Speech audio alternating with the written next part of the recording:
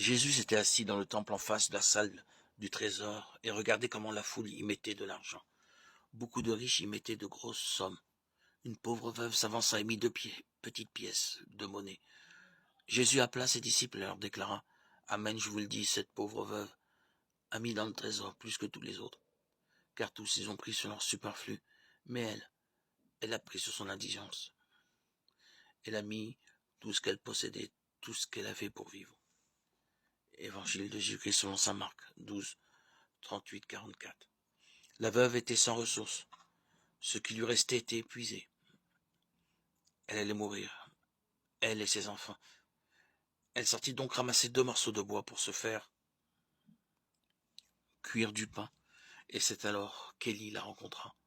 C'est alors que l'homme de Dieu la vit quand elle cherchait ces 2 morceaux de bois.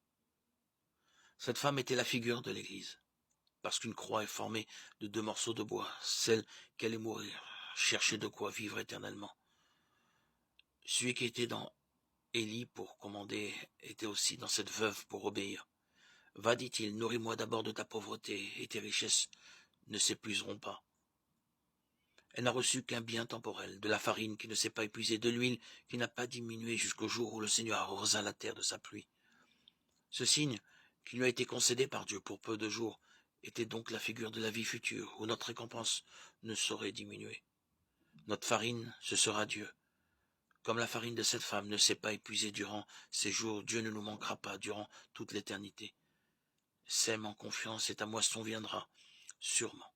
Elle viendra plus tard, mais quand elle viendra, tu moissonneras sans fin. Semons avec confiance.